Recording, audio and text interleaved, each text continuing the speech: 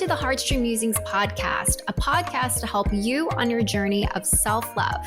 I'm your host, Lisa Mae Francisco, a self-love coach and inner child guide. In the podcast, we'll dive deep on how to heal your inner child wounds, break your relationship patterns, and liberate your truth so you can claim the relationships in life that you deserve. Thanks so much for listening. I'm super excited that you're here. Hey everybody, welcome back. I'm excited to be at this podcast party with you, and I was thinking about what my next topic should be. So rather than following my exact content pillars, for anyone who is in content creation, you know what I'm talking about. You know, there's definitely time and place for it, but I just want to share what's current and real right now.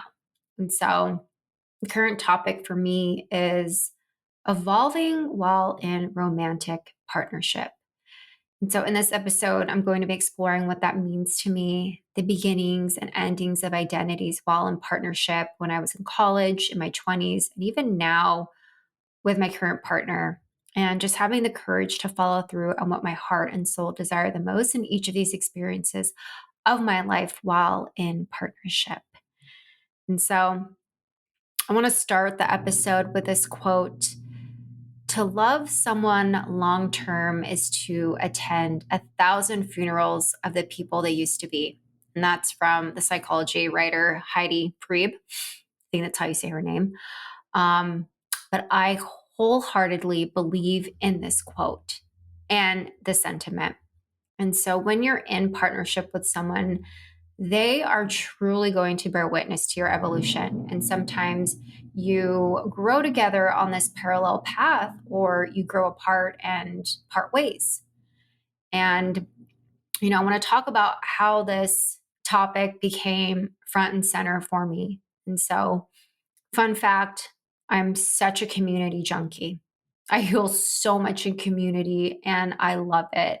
And that's, you know, what I'm working on towards my business other than, you know, one-on-one coaching, but just really thinking about how do I build this community of people who have this desire to cultivate more self-love and break their generational relationship patterns. And so, you know, I just feel so much from being in community and I just absolutely love it. And it's funny because I'm actually an introverted extrovert, and that just means that I recharge with solo YOLO time, but I love to socialize when I'm around people.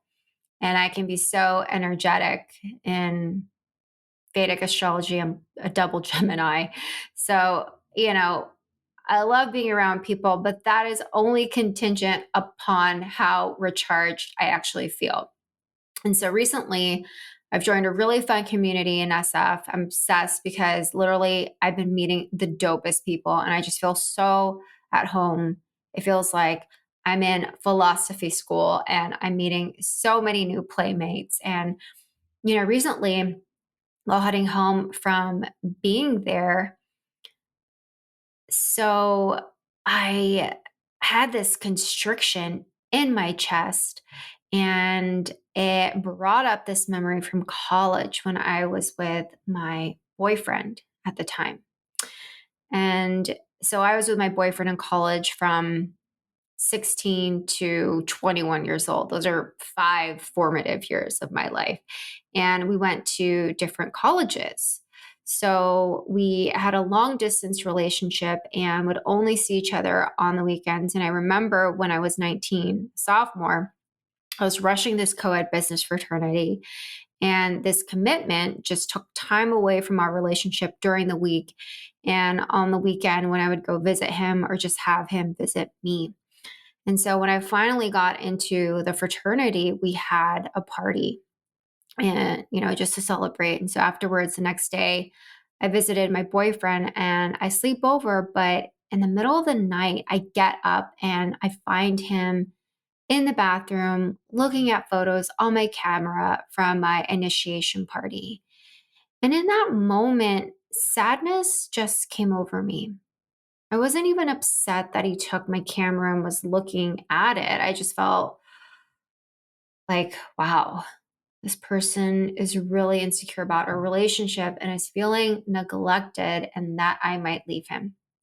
And I thought, well, is there something I could do to make him feel secure or better?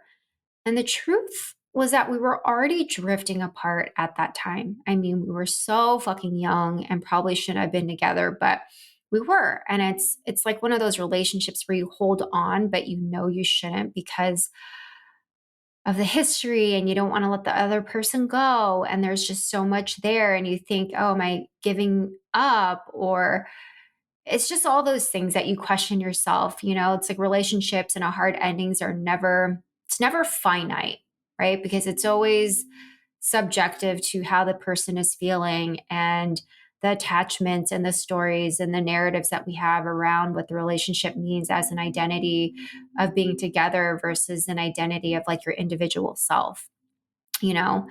And, we just ended up staying together for another 2 years, even though deep down inside I felt like we were growing apart. But I just didn't want to let that part of myself go. And just with any relationship, whether it's a job or friends, sometimes the history that you have with it just inhibits you from moving on. And I knew how much he loved me, and I just didn't want to throw that away. I mean, one of my limiting beliefs around that was, will I ever find anyone that loves me as much as he does? I really thought that. And so I ignored the desire to grow and I dimmed myself in order to fit into the relationship, even though it just didn't feel right. And so that was one of the ways that I kind of undermined my intuition and I didn't listen to what my heart's desire was really asking for because the fear just was so much larger than the truth of it. And it definitely stunted my own growth because I didn't want change. I didn't want to lose this person and the identity that was created from each other. And it was hard because I became stagnant and lukewarm in my feelings with him. And I was just looking for an excuse. I was subconsciously wanted to leave, but consciously didn't want to acknowledge those feelings. So I completely repressed it. These suppressed feelings ended up coming out sideways and I ended up becoming attracted to someone else that was completely unlike him, someone new. And I used that as a means to leave this partnership because I didn't have the courage and bravery to take accountability for my feelings and own up to it. It's kind of like, when people are in a relationship and they want an out, but they just act bad in the relationship, hoping that the other person will do the dirty work and break up with them. That was kind of like my way of doing it. And I was young at the time and I just didn't know how to voice my own needs around that of wanting to part ways. And so, oh, Lisa. um, so at the time I thought it was because I had found someone else, but, it was just an excuse for me to leave because I didn't have the courage and heart to say, like, this isn't working for me anymore. And so ultimately what ended up happening was that I put all of the expectations of like an actual serious relationship on this new person and that combusted. It like blew up in my face. I was trying to expedite intimacy. I didn't know how to date. I was with like my college boyfriend for 5 years. And all of a sudden I was like, okay, aren't like all relationships like that where you're their ride or die? Like, I don't understand how to date. Anyways, it became a fling. And I'm so grateful that that person was in my life to help me realize that I had outgrown my college boyfriend. It was literally a mirror for me. And sometimes we need other people to show us where we're cutting ourselves short. And that's okay. Everyone is our teacher. And I did make amends to my college boyfriend for not being totally honest about how I was feeling, but it's because I didn't know how to communicate that. And so I was just afraid of how it would be perceived. So in a way, by being stuck in my people pleasing behaviors, I ended up hurting both of us with my dishonesty to myself by staying longer in the relationship and to him by taking up emotional space in his life. And so people talk a lot about quantum leaping timelines, but you can create a longer timeline for yourself through the dishonesty and the fear. And so rather than stepping into my own evolution and ignoring my inner voice and my truth, I stunted my growth for 2 additional years. And ultimately, the pain from that just kept me from wanting to feel my feelings and do that work of truly embodying what it is that I want. And, you can either expedite the timeline or you can prolong the timeline. And with that lesson, I definitely learned that not listening to myself, I prolonged it and I hurt both of us. Okay. So I'm going to segue into the next relationship of my evolution, which was when I was with my other boyfriend in New York City. And I was with him from my mid to late 20s. And that's also very young. We were together for 4 years. And, I think something to note is that I was in both of these relationships when I didn't have a strong center of self, right? I I just didn't know who I was. I didn't know, I was still evolving. And, when I find myself evolving or not truly understanding what it is that I want, other people or other situations and experiences can almost be hostages to what I think that I want. And then all of a sudden later on, I'm like, okay, I don't want that. But, that such is life, right? That happens.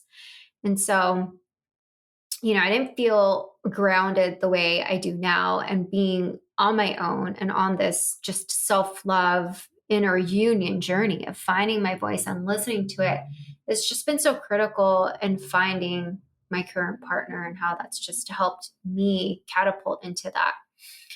And so, with my ex in New York and meeting him, he was newly sober, and I was with him for 4 years. And then one day he just tells me he wants to try drinking, or the sobriety way of life just isn't aligned. And he did it when he was younger. And when he told me that, I literally felt a gut punch, and I just couldn't believe it. I was pretty shocked. And it really felt like a funeral, a funeral to someone's identity of who they were. And I thought, is this something that I want to travel into the next chapter with him on? And my gut was viscerally telling me, no, that's not for me. And I should walk away. But I was very, very conflicted again because of the history that we had together.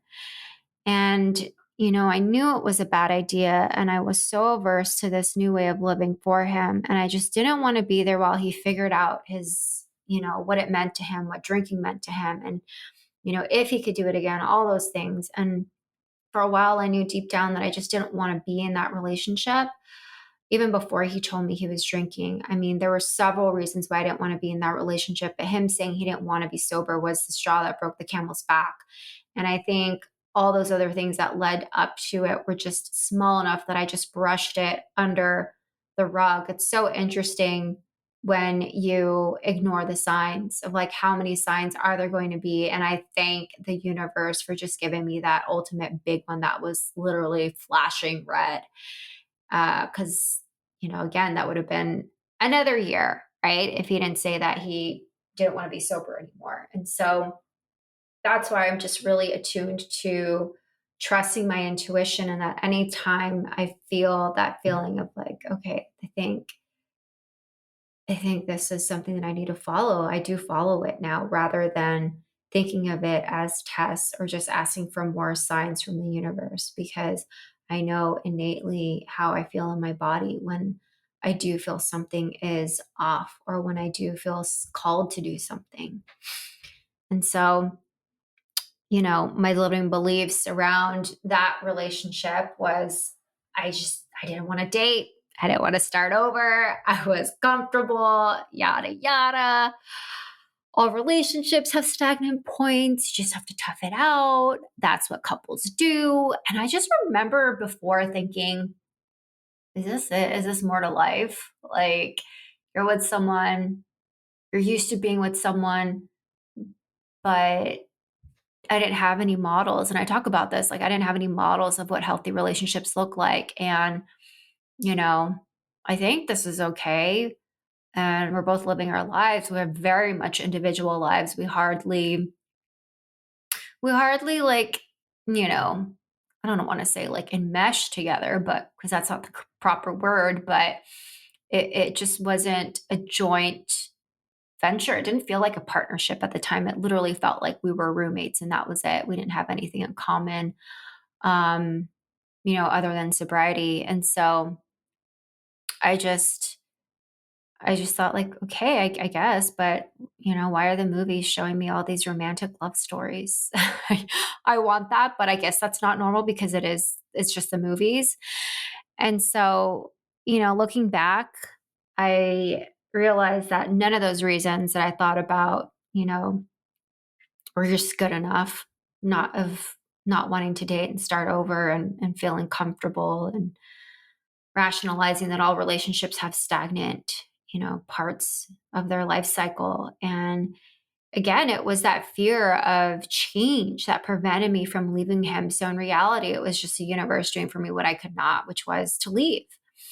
And, I'll share more on that, relationship in another episode, but the evolution of your soul, knowing that I didn't want to be in this relationship, but ignoring myself because of those fears and those beliefs that I had. It's soul corroding when you don't listen to yourself, and it starts to become easier to compromise who you are for the sake of we.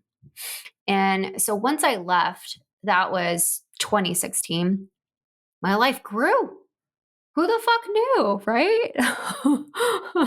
I blossomed. I became my own person and learned so many lessons within myself, with others. And it was just a transformational journey. It was so amazing. And, there's always that grieving stage and processing breakups and the liminal point where you go from we to me.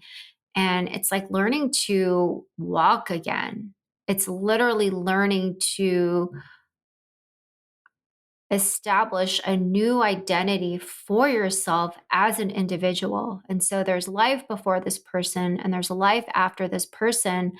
But then knowing that the relationship will always be a part of you in some way, but it's how do you become this new person with those experiences, and how do you integrate it into who you are, who you want to be, taking the stuff that you didn't like, taking the stuff that you do like, and just bringing that forth into the world. It's definitely awkward when you get back out there again and you have a lot of firsts, but you get to rekindle and reignite with yourself. And, just never forget to put yourself first. It's truly the most important relationship you have because everything starts and ends with you. It truly, truly does. And so, to bring it current, how does it relate to my current partnership and what I mentioned in the beginning of when I came back from that SF community event? So I was driving home in my car and I felt that constriction in my heart. And it was the same feeling I had when I was in college when I found my ex. Looking at photos on my camera, I had this thought of, oh, my life is getting bigger. What if my partner and I grow apart? What if what happened in college happens again? And I know that it's my ego protecting me, wanting to prevent this hurtful experience from happening again. But I also know it's just the ego and projection of my past onto my present, because my partner never showed me evidence of jealousy, insecurity, or fear. I was just projecting my past. And whenever I feel like I have a heavy ball or weight in my tummy, I know I have to share what's going on, or just share you know, what's happening in my throat. And when I went home and I talked to my partner about what I was feeling and where it came from, in that moment, I realized that I didn't do an assignment that I give most of my clients. And it's, who am I in my ideal relationship and what does it look like? I think it's so important to assess your current relationship from time to time, just like how you have quarterly reviews at work. You should also take stock and look at your surroundings and see if you're still aligned to that vision you hold or if it needs tweaking, right? Like I always talk about with other entrepreneurs of just, testing and pivoting, iterating, all of that stuff. So why don't I apply that to my current partnership, my relationship? And so I shared the type of relationship I want, which is rooted in freedom to pursue the things that I want as an individual, which ultimately contributes to the relationship I have. And so having connections and indulging in my intellectual curiosity, discussing life with diverse perspectives is just so important to me. It's why I love to travel so much. It's why I will talk to so many different strangers because I'm so fascinated with people and how they live their life and how their new perspectives can help me see beyond myself and the way that I'm living and just being open to it. And so, in talking with my partner, it became more of an open discussion of our needs and our desires and our boundaries and respect for us as a couple, but also as individuals, knowing that we do have needs as a couple, but then needs as an individual person. And that's what I love about him is that, we're very much in love and also super compatible because he values freedom as much as I do. And as I reflected on the conversation afterwards and how easy it went, I realized that my perspective on relationships has definitely shifted. When I was younger, I had this binary view of, okay, it's the ball and chain reality for me in relationships. We're just either codependent or independent. And, there just was no gray. And now because I had that 5-year period of being single and just focusing on self love and understanding, you know, inner child work and integrating that, I learned how to be interdependent with myself. So anytime that I stepped into a relationship with someone else, I didn't have that codependent need for another person to fill me up because my life was already full. And so a mature and healthy relationship requires you to be considerate. And it's because I take my partner's feelings into account. And so for a while, I really, disliked that I couldn't post photos of my partner on my social unless I had his permission. In theory, it makes sense, but I don't know too many people that ask others for photo consent of their partner, but that's just the way he is. And so, now if I want to post a photo of him, I always ask him first. I used to ask him begrudgingly, but not anymore. And so I had to really look at myself of like, why do I want my partner to respect my boundaries and, expect it, but I can't do the same for him? I had to really look at myself in that of like, what about someone setting boundaries with me makes me get pissed, right? It's the principles of reciprocity. And sometimes you just don't need to understand anything other than that it's their boundary and that's it. One of my girlfriends always says that to me. Like sometimes you just don't need to understand, but just understand that that's what they want. And so when you're in a healthy and mature relationship, you do things for them because you care about their feelings. And I no longer look at it and scoff. It's just respect and showing that I care. And so that's the evolution that I'm embodying today. It's being conscious of my previous experiences and when I'm projecting. And now when I feel something off in my body, I express it and I go to my partner and have a conversation rather than suppress it and kind of bypass it and, you know, not share, but I share it in the moment. Obviously I need to process it by myself as an individual first, because that's just the way I am. I'll always share that, but now it's just different the way I handle these things. And so, let's just be real. All this stuff you're pressing always comes out in some fashion, especially physically in the body. So the act of self-expression is just so important to me and to be my own advocate for what I desire. I used to people please a lot and now I can hold my own, even if it means disappointing another, because What's worse than that is just disappointing myself by not expressing what I want. And that to me is a form of abandonment and compromising of my soul. And that's more damaging, that's more corrosive. And so you go down that path long enough and you'll hardly have any of yourself left. And so for me, the game changer was that magic single self-love period that allowed me to step into my own and treat myself the way I've always wanted to be treated in relationships. The residual effect is that my outer reality started reflecting my inner reservoir of love that I was nurturing within. And so, you know, I will end it there. But I want to thank you for tuning in, listening to my story about my experience with evolving while in partnership and the balance of staying true to yourself and what that looks like. I'm sure you can reflect on many experiences you've had in partnership and understanding, like, okay, what were the times that you compromised yourself in order to make the relationship work, even though you knew intuitively that it just wasn't doing it for you anymore. And I hope you have the courage to follow your heart, even if it's scary, even if it's fearful, but just to start that conversation and be transparent. Because if you are aligning yourself to a more emotionally mature relationship, transparency communication is such a vital component of making sure that your needs are both getting met. Especially as an individual, right? Someone can't meet your needs unless they are aware of what your needs are. And so don't just assume that someone's going to understand you and they get pissed at them for not mind reading what you want, because we just don't have that power.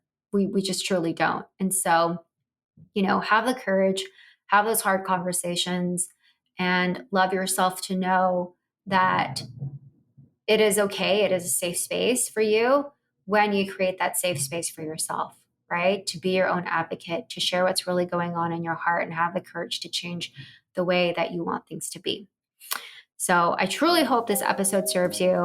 If you want to work with me one-on-one, check out my website, lisamaycoaching.com. I have a page where I list all of my offerings. Have online events. The next one's not until summer, but that's okay. I wanted to just focus on my podcast and record these episodes. So it is all gravy. It's all good. But the best way to stay connected is to subscribe to my newsletter, where I share self-love tips and offerings and tools on how to work with me. So I truly, truly appreciate you for listening, taking the time. And before I sign off, I have a question for you today. So what are you doing to fill your self-love cup and connect to the little you? All right, I'll catch you all later. Until next time, bye.